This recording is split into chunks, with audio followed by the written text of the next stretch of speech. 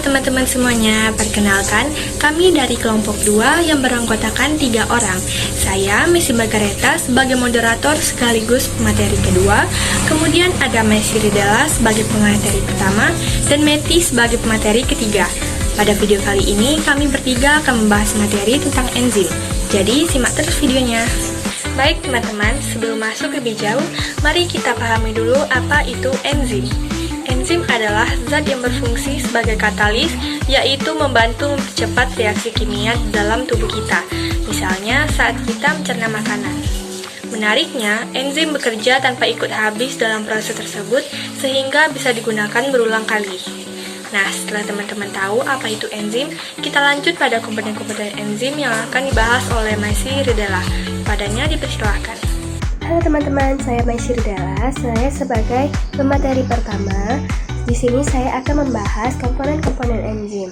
Enzim tersusun dari 2 bagian utama, yaitu apoenzim dan koenzim. Apoenzim adalah bagian protein dari enzim, sedangkan koenzim merupakan non-protein, biasanya berupa vitamin dan senyawa organik lain seperti NAD dan NADP. Selain itu, ada juga yang disebut dengan gugus prostetik dan kofaktor, yaitu komponen anorganik. Contohnya, ion logam seperti Fe. Semua komponen ini bekerja sama agar enzim bisa menjalankan fungsinya dengan baik. Jika apoenzim dan koenzim sudah bergabung, maka terbentuklah holoenzim, yaitu enzim yang sudah aktif dan siap bekerja. Terima kasih kepada pemateri pertama atas penjelasannya mengenai komponen-komponen enzim. Selanjutnya kita masuk pada pembahasan berikutnya, yaitu cara kerja enzim yang akan dibahas oleh saya sendiri. Enzim bekerja dengan cara berikatan dengan zat yang disebut substrat. Ada 2 teori utama yang menjelaskan proses ini.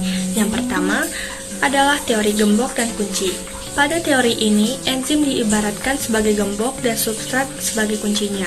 Artinya, enzim hanya bisa bekerja dengan substrat tertentu yang bentuknya sesuai, sama seperti gembok hanya bisa dibuka oleh kunci yang pas.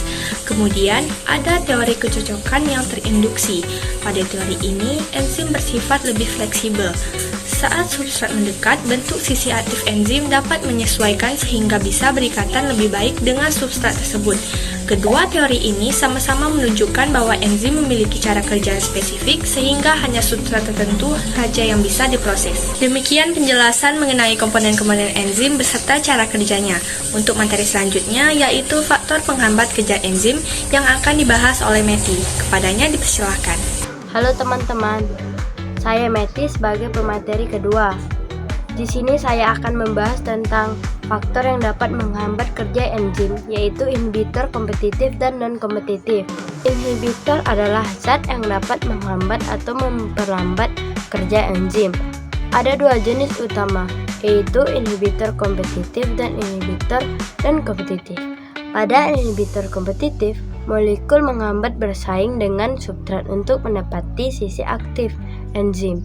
Akibatnya, substrat tidak bisa masuk sehingga reaksi terhambat.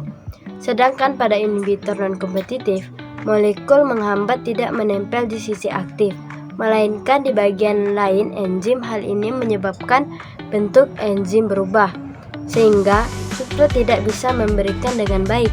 Dengan kata lain, baik inhibitor kompetitif maupun non-kompetitif sama-sama mengganggu kerja enzim, hanya mekanismenya yang berbeda.